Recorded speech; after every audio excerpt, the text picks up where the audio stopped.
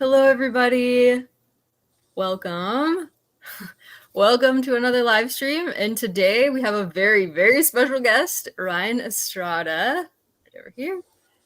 Ryan Hi. is he is an author and artist. Are those the best words? And I know Sure. journalist. Author, artist, adventurer is what I go by. Okay, great. So, and we have him here tonight because one of my hi Jojo, welcome. One of my very favorite things that I read last year was the book Banned Book Club, which is a graphic memoir. What would you call it? A graphic memoir, Ryan? Sure. Yeah. Yeah. I know Okay. it's awkward because the term graphic novel is often used, but novel technically doesn't include Fiction. nonfiction, and it Yeah. just book words are weird. Sure. It's whatever you Yeah. want to call it. It's a comic book. It's a graphic memoir. It's a graphic novel. It's a book. Okay. So and you said so it came out in Korea and in America In the same as day. Yeah. well. Okay. And so in Korea, what was the word that they used to describe it? Just out of curiosity.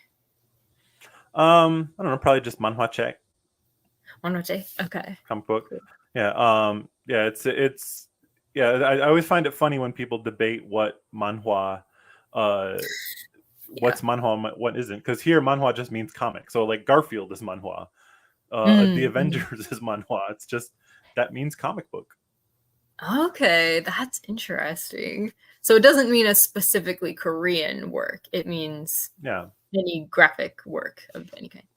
Yeah, and it's the Okay. same thing with manga. That's just the Japanese word for comic. So it but those words are then used in by Western audiences to create specific division of like what, where it came from.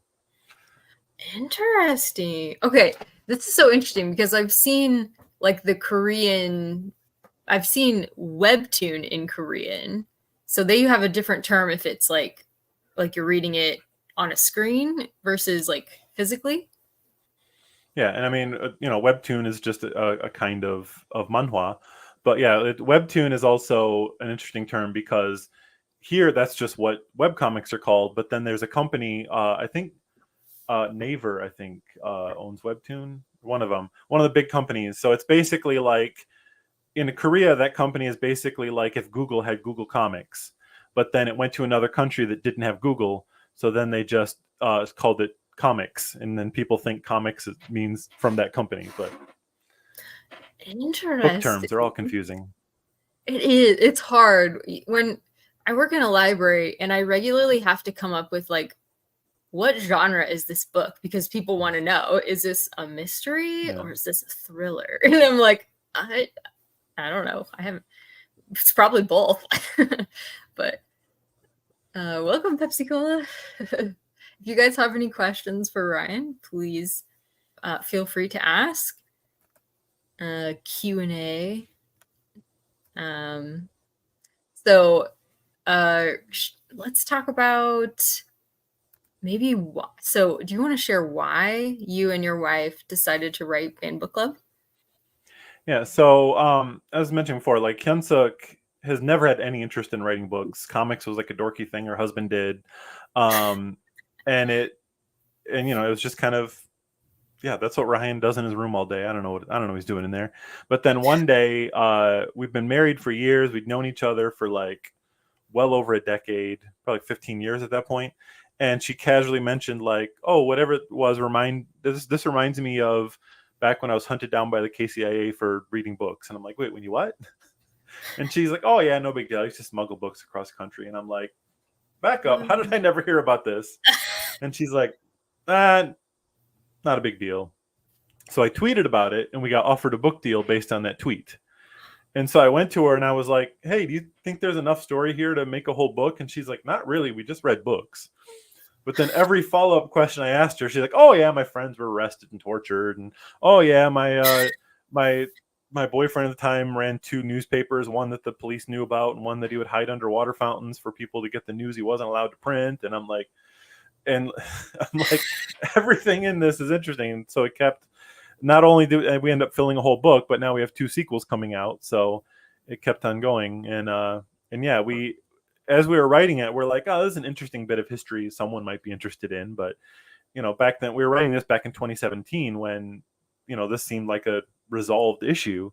And even though we were writing about history repeating itself, we didn't expect that history would repeat itself so much that by the time the book came out, not only would America have hundreds and hundreds of state banned books but that our book would become one of them. So it all we stumbled into this and didn't realize that it was going to be so timely.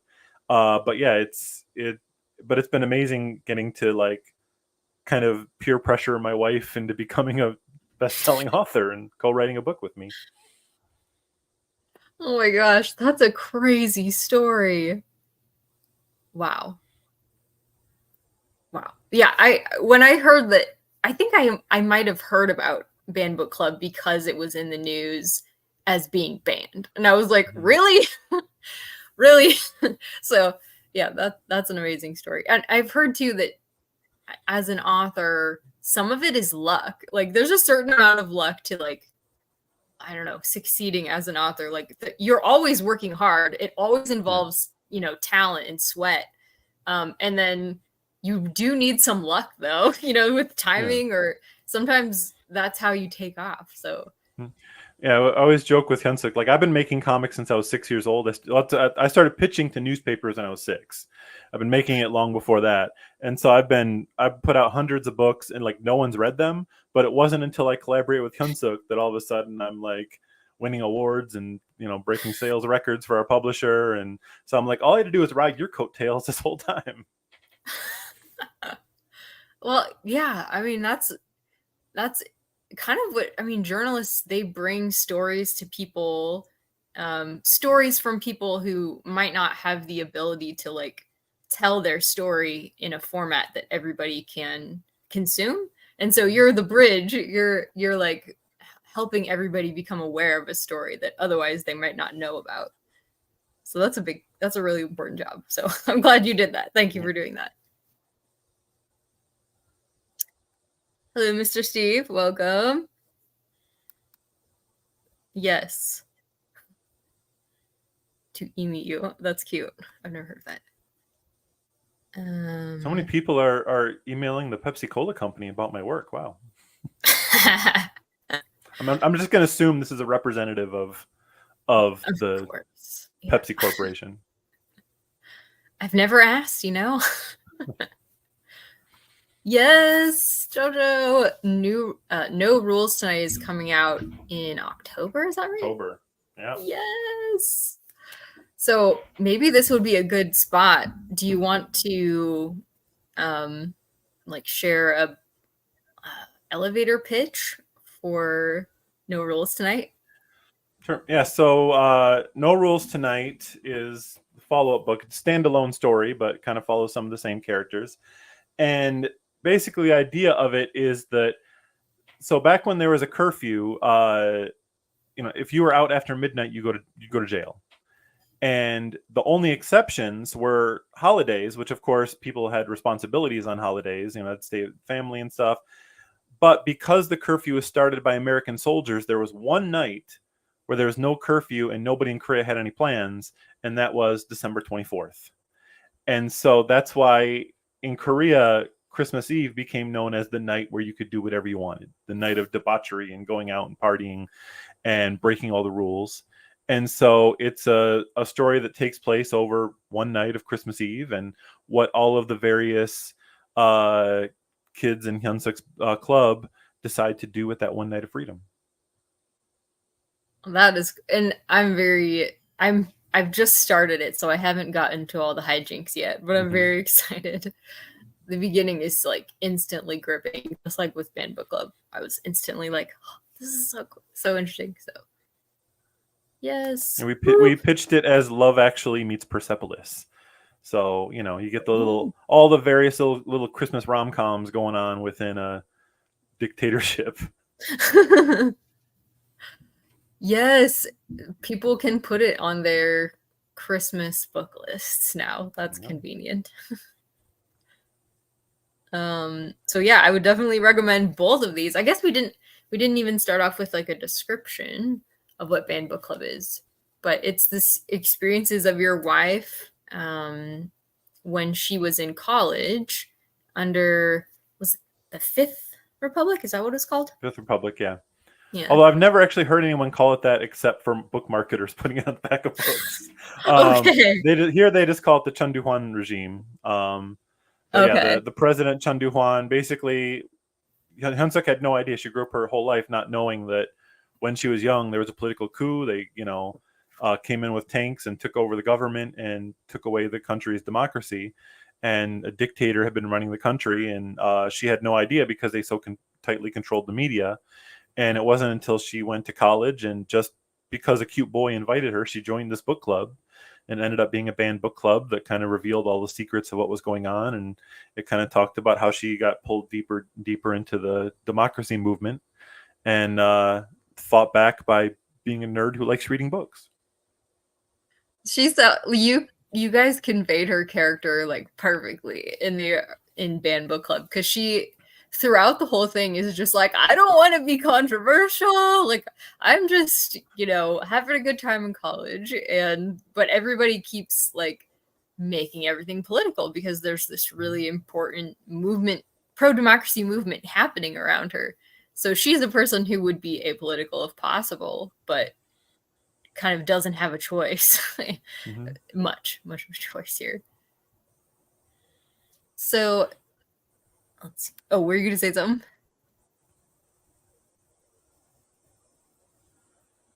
Oh, are you frozen? Are you still there? No, No, I'm you're here. I'm here. there. Okay. So okay, how about we talk about this, because this was a big part Mm-hmm. of the graphic novel. Her English professor keeps telling her, she's like, the English professor says, "Did you think this was apolitical?" When they're reading Shakespeare, and everybody around her is telling her, "You need to wake up. You need to get involved." Um, so, is it possible, do you think, to separate fiction from the political atmosphere in which it is written? Um, yeah, I go ahead. think everything has politics in it, even if you don't try to. If someone's like, you know what, I'm sick and tired of hearing about all these politics, I'm going to write something with absolutely no politics in it.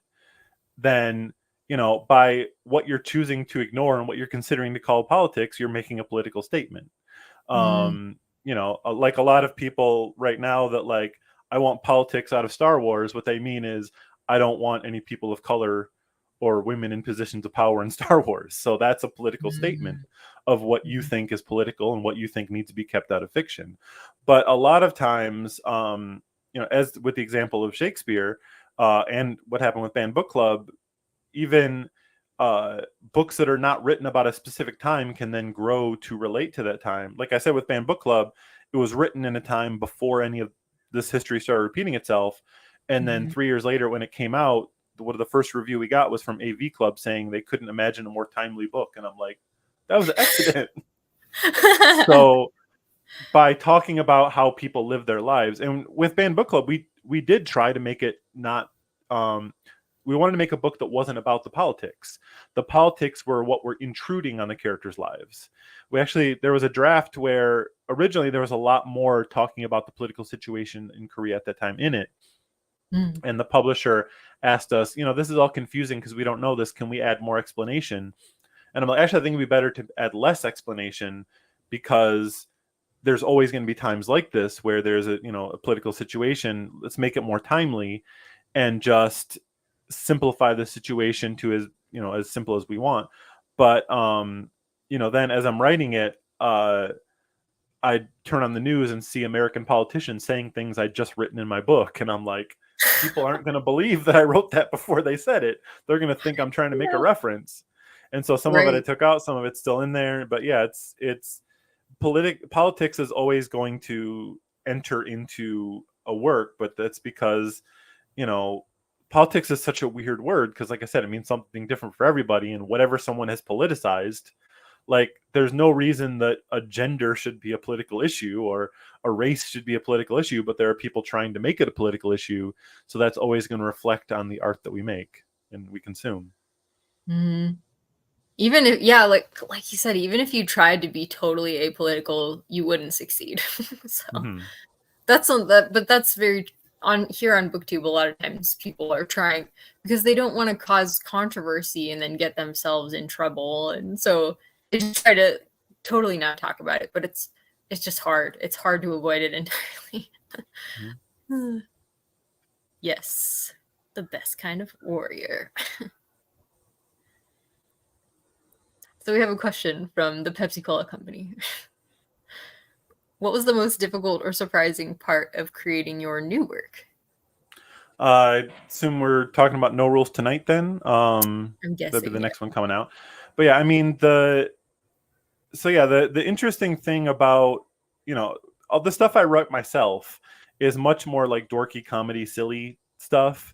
That's what I've kind of written in the past.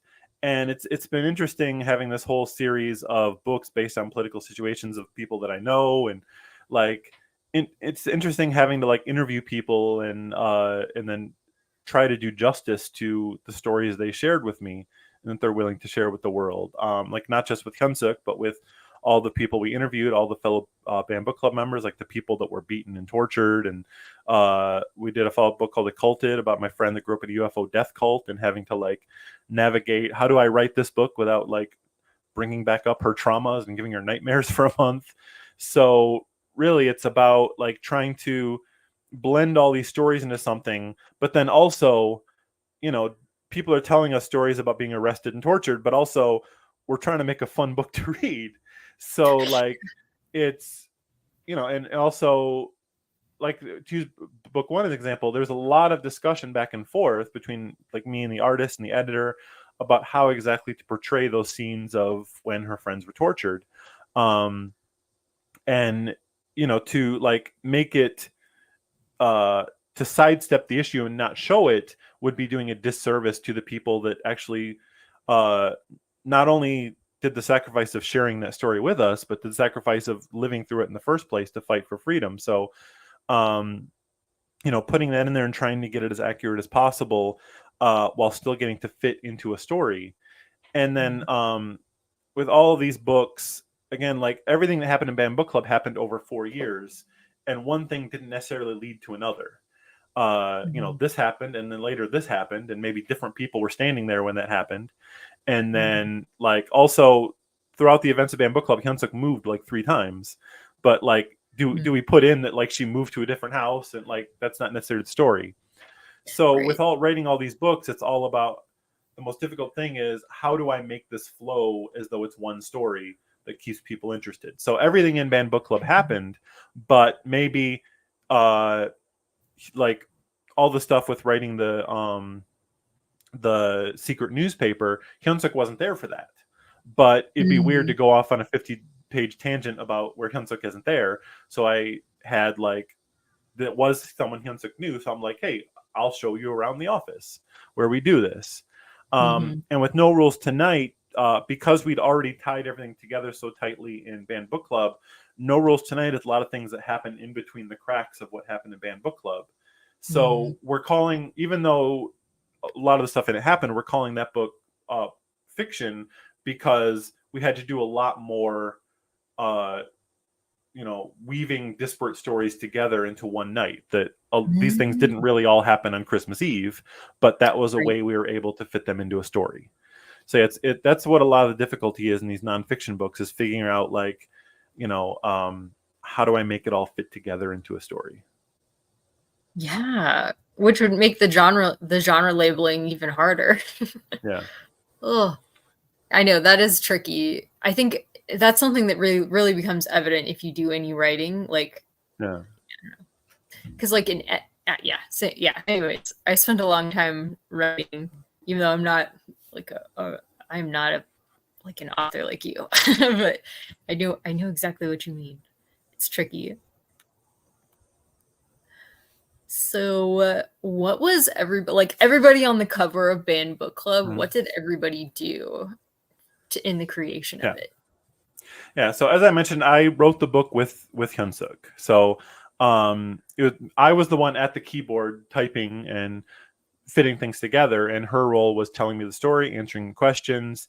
When I had questions I needed of the other Banned Book Club members or family members or friends and teachers, I would write a list of questions. She would go do the interview in Korean, come back and translate it for me. And then I would do drafts, give it to her. She would read it and be like, "This doesn't feel that accurate. I would change this to be this." And so it was interesting her getting to see what I do, but also, originally the offer was, "Would you like to write a book about this experience?" And I'm like, I would like to co-write one, but Hyunsuk's going to be the co-writer because it's her story. Like a lot of Mm. authors would just write a book about someone, but I don't want to do that. If it's someone's story, I think they should be a co-author, even if, as I said with Hyunsuk, she has zero interest in doing that. So I had to like peer pressure her into writing it with me.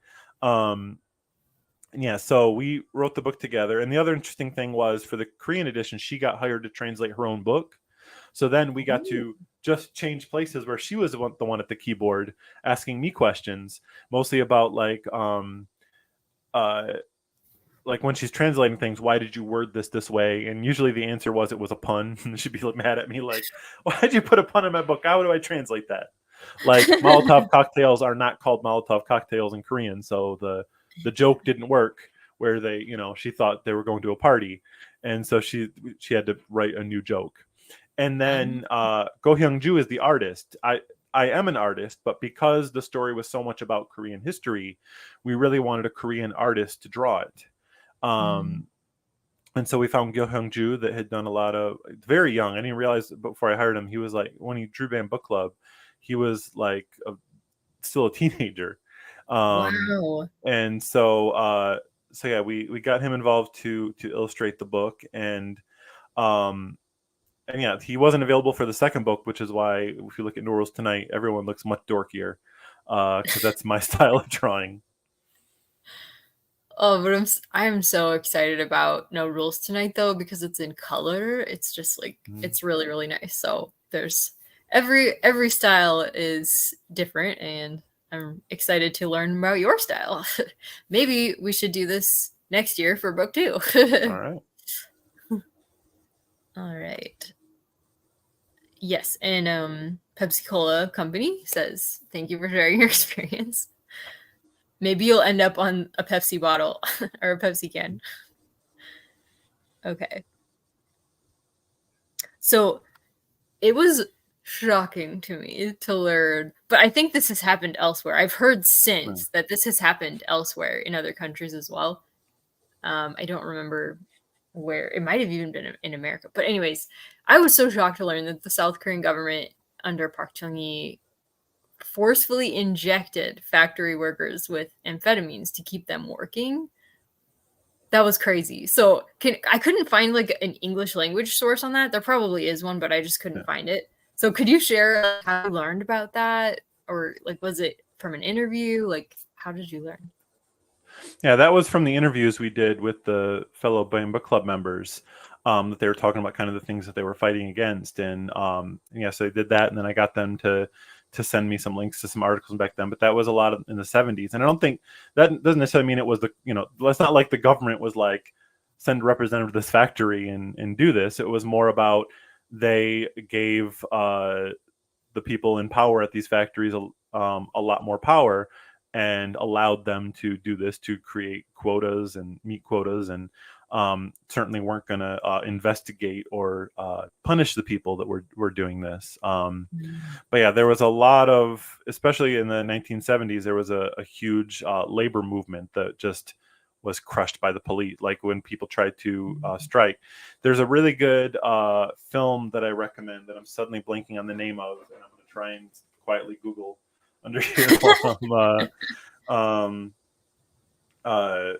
but yeah, there's a famous labor activist. Hang on, I'm gonna Google.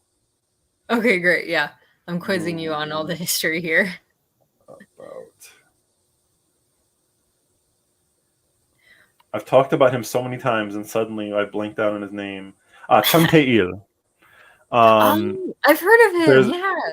Yeah. There's an animated movie that just came out a couple years ago that it's wild. It feels, if you watch it, it's like watching a Studio Ghibli movie about labor movement. Yeah, Chung Tae-il. is a really good movie about how one guy tried to like realize how poorly his coworkers were being treated and tried to start a labor movement, and then the police just tore them down, uh, and he kind of became like the symbol for the movement. So check that out if you want more information.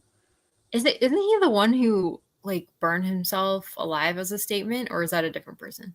Yeah, yeah. Same one. Okay. And that's a wild thing to, if I watched that movie before I knew that, and so like everyone else in the audience expected that and I didn't, like, even though it's obviously setting it, if you know, it's obviously setting up that this is going to happen throughout the movie, and Yeah. then that happened to me. I'm like, wait, what? I thought we are watching a Yeah. little cartoon here. What?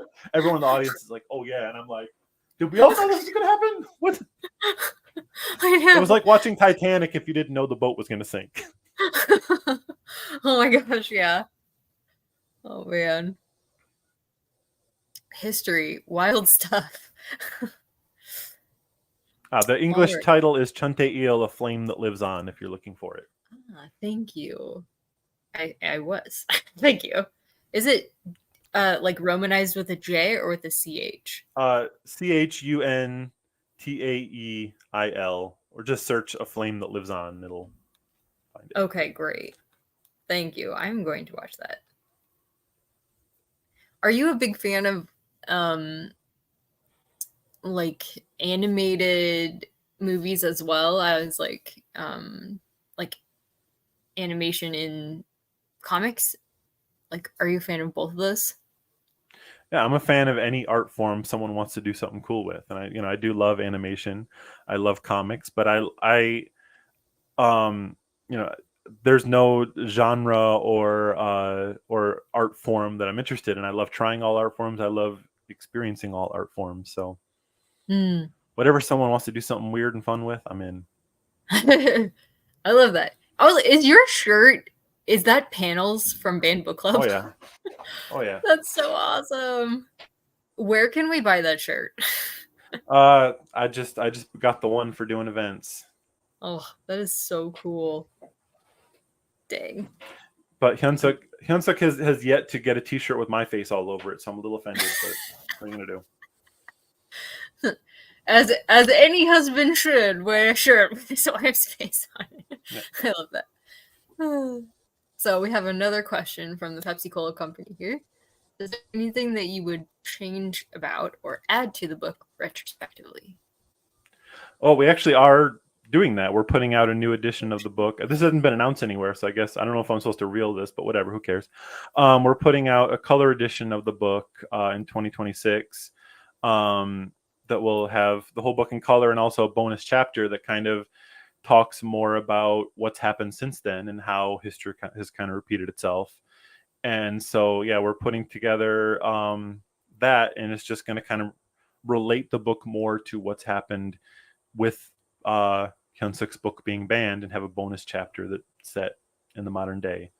So, yeah, I mean, I feel like I'm really happy with the way the book turned out, and I'm happy to add more to it. Yeah, that's super exciting. I was wanting to let people know that was happening, but I wasn't sure if I should. So that's really exciting. Are you going to get a color shirt? That's my next question. I guess I have to. That's so exciting. Okay. Let's see. So I imagine this will probably be some of the information that I'm going to ask now will probably be in the updated version of Banned Book Club. But so does South Korea have like political parties like America does, or how is it different? Is it more like Britain? Like, what's it like? So whereas America is a 2-party system, Korea is like a 47-party system. I don't know. They're always changing, adding more or less. But yeah, there are a large number of political parties, and there are so many that whenever there's laws about like to make sure no one party can advertise so much more than the others, and so instead of having one poster, they'll find a long wall and put like 12 posters next to each other of party 1, party 2, party 3, party 4, party 5. And then instead of getting mailers all the time from political candidates, once a year you get a giant envelope that has every political party's flyer in it, so you can read through what they're promising, what they want to do, and then figure out who you Wow. want to vote for. And it does, usually a lot of the major elections end up being won by the same two parties, even though they're always changing their names. But there are rules that, like, if a party gets a certain percentage of the vote, they get that much influence over, like, lawmakers and stuff. So it's not like if you're throwing your vote away if you vote for a like, oh, I wouldn't say third party candidate, but 46th party candidate, wherever you want to go, because you're still giving people influence, and those parties can then, there's parties that have kind of an alliance and can work together. So, once they're in business power, they kind of, this party's like, well, I care more about this issues, I care more about this issues, but we can come together to do this. And so, yeah, I really, one of my big things right now is, like, we really need more than two parties in the U.S. So I wish they'd follow that, and whereas. Comparing that to the 1980s in Korea, there were still political parties, but it was a lot of, like, it was performance because Mm, there was a dictator and he's not going to let himself lose an election. So the people couldn't vote for a candidate. They the who won was decided by a group of elites in a school gym that would meet together, and they would choose the mm, guy who was a dictator with tanks, and if they didn't select him, they would not be happy. So yeah, it yeah. was, but eventually, because of the movement, people, protesting and learning and things like that, it slowly changed and then became a real functioning democracy. Yeah, it's been amazing learning about how South Korea developed democracy, because I think there are places in the world where they want to have that, but it hasn't Mm-hmm. worked out. And there was a long rough period for South Korea as well, Yeah. adjusting, just like pretty much every country that's developed a democracy has had a rough time getting there, getting to a healthy place with Yeah. it. But yeah. Yeah. And I think that studying Korea is a really good way to learn about how that works, because after the Korean War, basically North Korea and South Korea started at the exact same point. They both Hmm. were separated. They had dictators trying to keep control over people. And by looking at what the different reactions were by both the people and the governments, you can see how they have since become so wildly different in Yeah. politics. That's a really good point. They started with, I mean, obviously the land is different, in the North Yeah. versus the South, but a lot of the same conditions they started with, because it was one nation under Yeah. Joseon.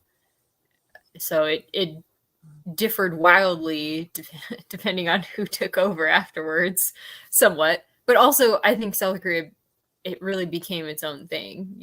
I've heard Yeah. people say, oh, I think of it as like, almost like a little America, and I'm like, it's its own thing for sure. It's definitely developed into its own thing.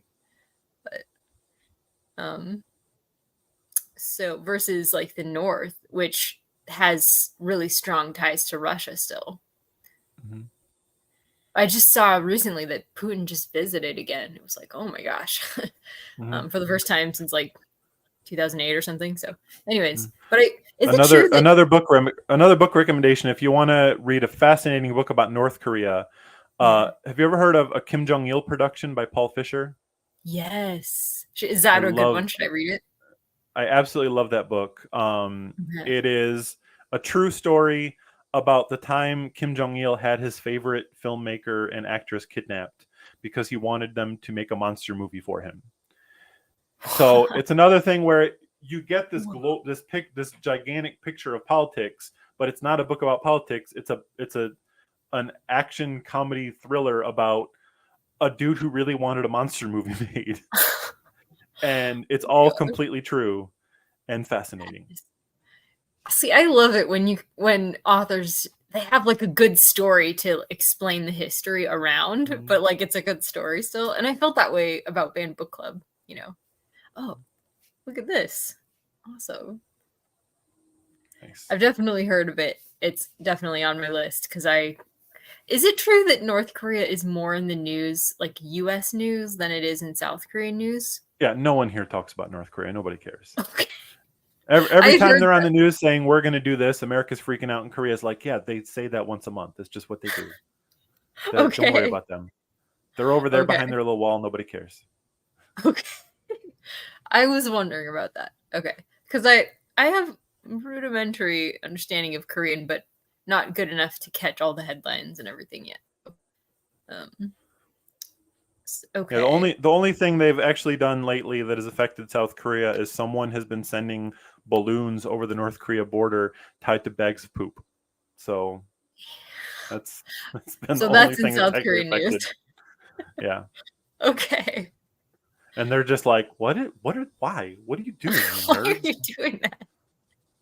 I know that was like, oh, that was a head scratcher for sure. Not really sure of the point, but yes, look forward to the color. So is that going to be like, is that an anniversary edition that's coming out of Banned Book Club, or Yeah, it was meant to be a 10th anniversary edition, but then it would come out the same time as book 3 and be too confusing. So we're putting it out on the 11th. No, sorry, the 5th anniversary, not 10th. the fifth I anniversary? my Okay. brain. The 5th anniversary. It's going to be a 6th anniversary edition, I guess. Sixth anniversary. I love that. All right. Let's see. Let's pull up another question here. Um, there were some. I was really grateful to you guys for including so many Korean authors to like check out, Mhm. like, because yeah, I didn't know about all the different poets, who like Kim Tia and stuff like that. Um, and there's just some really beautiful poetry out there that's like thirsting for democracy. Um, and so I was curious when South Korea developed freedom of speech, and like, do they have a Bill of Rights, or how does that work exactly? I don't know about Bill of Rights, but yeah, it's like from the events of Banned Book Club, like when they finally got free elections, it's not like it was immediately all the problems are fixed. Because Mm. as we mentioned in the book, the dictator actually won the first election, which you know, I thought was shocking until I've seen how elections have been working lately all around the world. But Yeah. it's so it's kind of a very slow evolution of rights, and even um, the protests that were happening in 2017 at the end of Banned Book Club. One of the reasons she was removed is that she was trying to blacklist directors that made books about that period in history. Mm. So there's never a point in any democracy or any country where like all the issues are fixed. We have freedom of speech now. It's something that always needs to be fought for.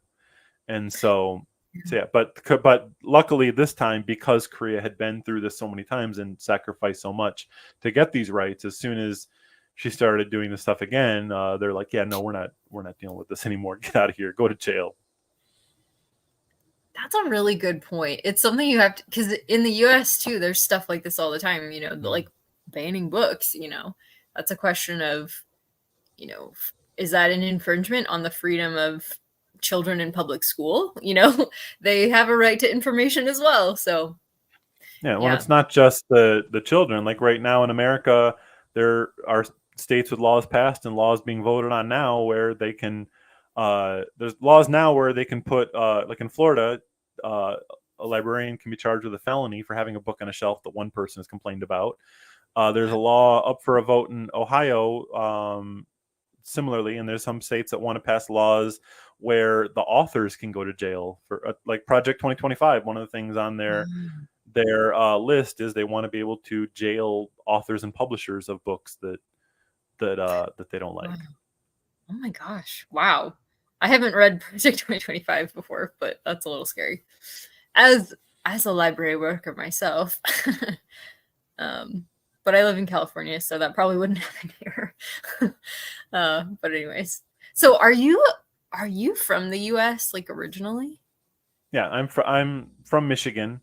I Oh, moved to Korea back in 2002, uh, okay. and just kind of fell in love with traveling. And I was traveling to a new country every year for like a decade. But now that Hyunsuk and I are married, we've kind of settled in Busan for a bit. Oh, nice. Is she interested in traveling with you or want to stay in Korea? Yeah, I mean, we did travel for a while. She traveled with me when we lived in Central America for a bit. We Mm. traveled to South America, and yeah, we're discussing now when we're about to we stopped here for like 10 years, and now we're talking about if we're going to start traveling again. So hopefully we'll Ooh, be on the road again.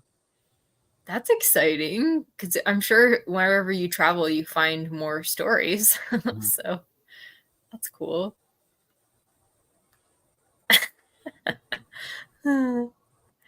Yes. Okay.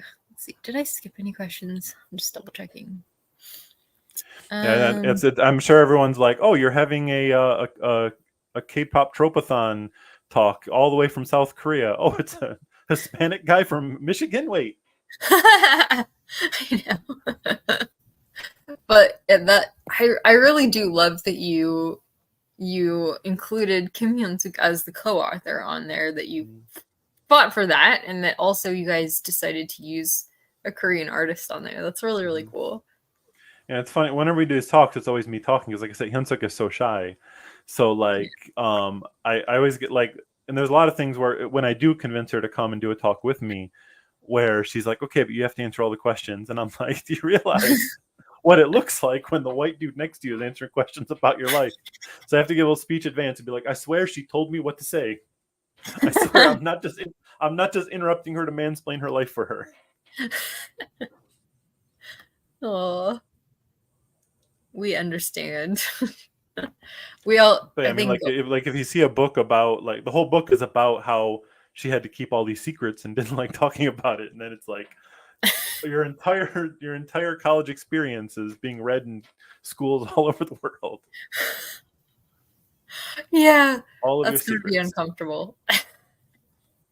And I know you also put in Band Book Club that like several of the people, like you had to like you couldn't just include their names, in there. There was a lot of protect, but Kim Hyun Suk, that's her and her Mhm. story. So Yeah. um Well, the funny thing about that is, those people told us their stories that gave us permission to use them, mhm. but I was like, if I put their name in this book and put them as a character, are they going to regret that? Like, because technically, even though they're not crimes anymore, they're admitting to crimes. And even if we're not talking about the crimes, I'm writing about their love lives and their Yeah. schoolwork. And like, are they going to be like, are they going to be mad about this afterward? And so I changed the name of everybody. I also changed the name of the school. It's Anjun University, which is actually a pun.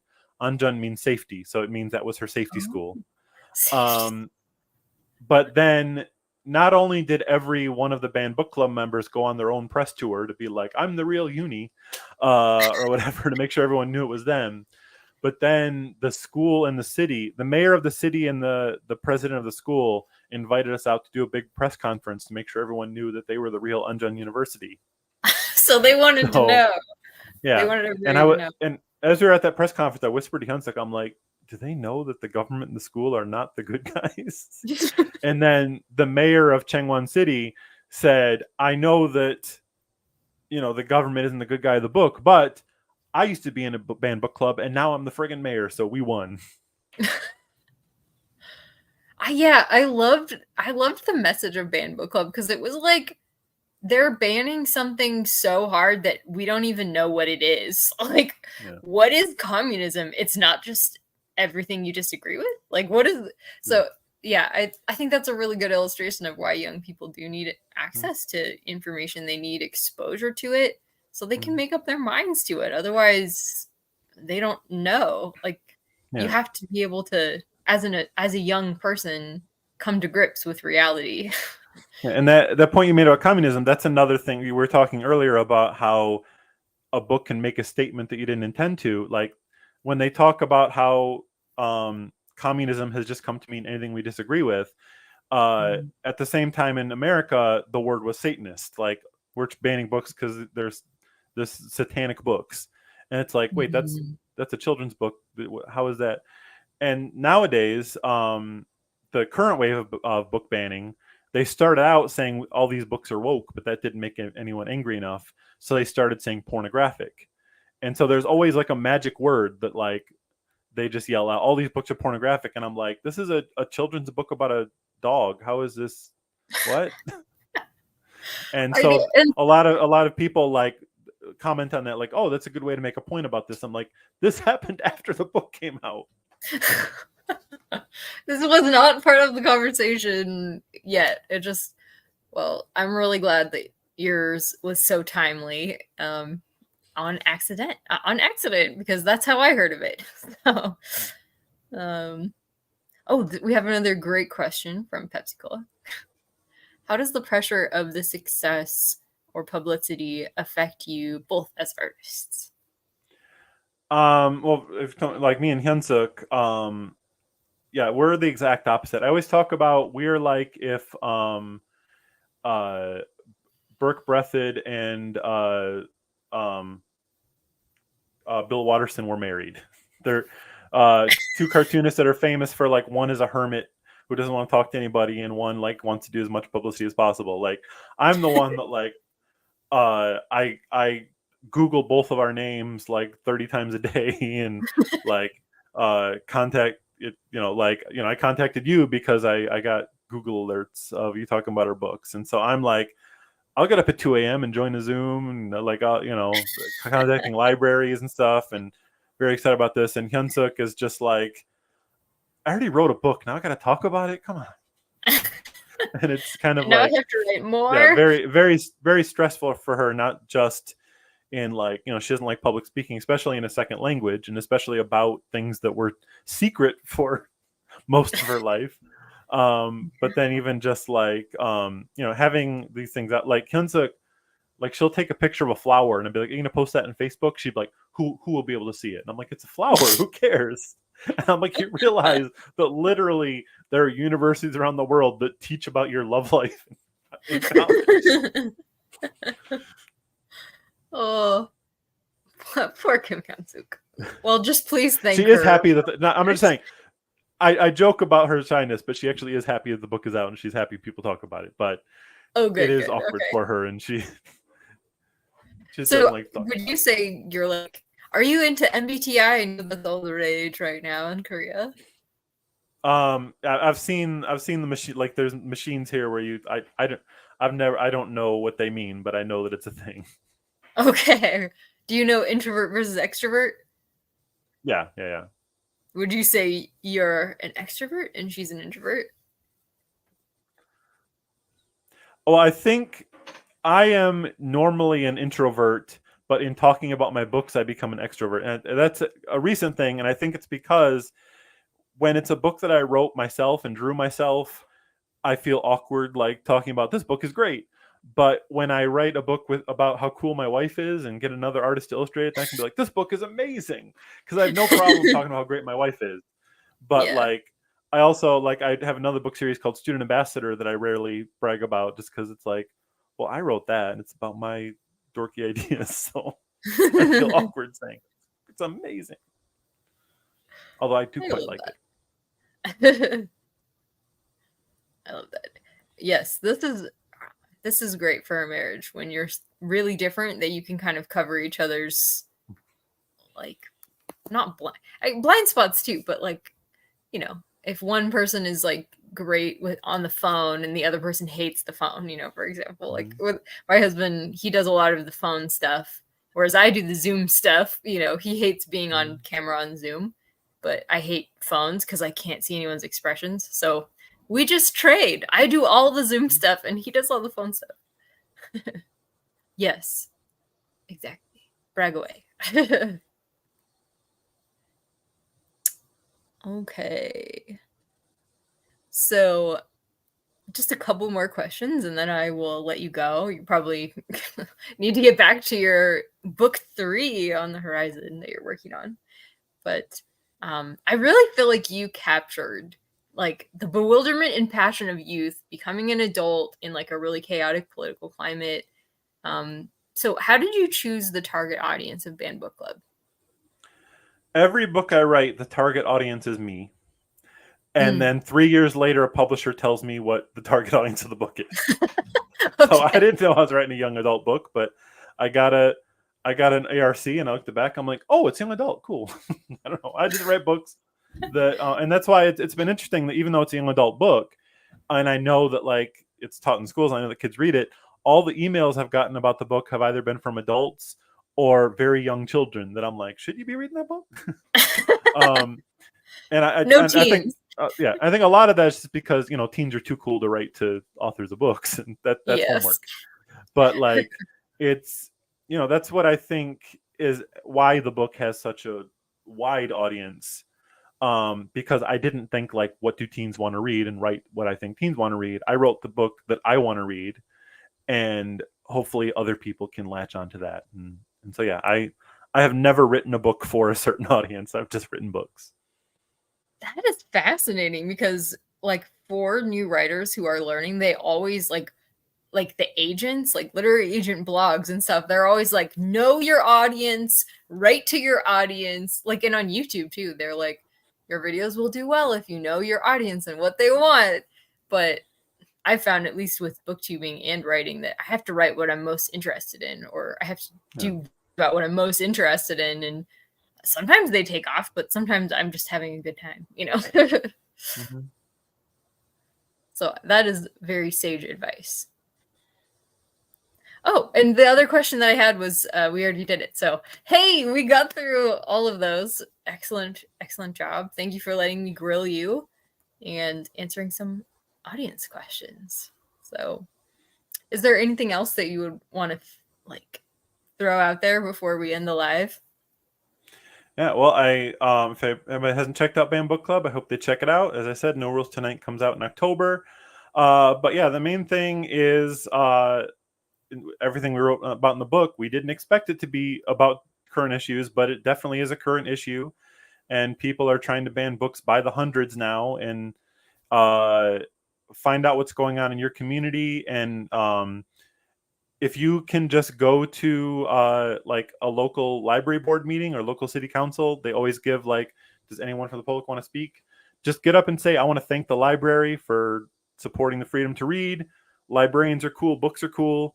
You have no idea how far that'll go, because even if you think you're in an area where that can't happen, there are people who are trying to do it. And a lot of times they don't, not even from that community. A lot of times they are funded by large political PACs to go to these meetings, and they will show up at every one, and they will say the most horrific things about libraries and librarians and books, and completely lie about it. And if that's all that elected officials are hearing, they're going to think, this is who I should side with. And just having one person go up and be like, libraries are cool, let them have books and let people read them, then that will make a huge difference no matter where you are. So do that and use your library. Just walking into a library, making sure you have a card, make sure libraries get the funding that they can use to buy the books and to defend the books when these things happen. Once again, a timely message. Thank you, Ryan. No, that's actually really helpful. Thank you so much. Yes, excellent. Well, thank you guys, everybody in the chat, for coming and for asking questions, and huge thanks to Ryan for doing this. And maybe next year we'll be back with No Rules Tonight. All right, take care, everyone, and see you next year. Bye.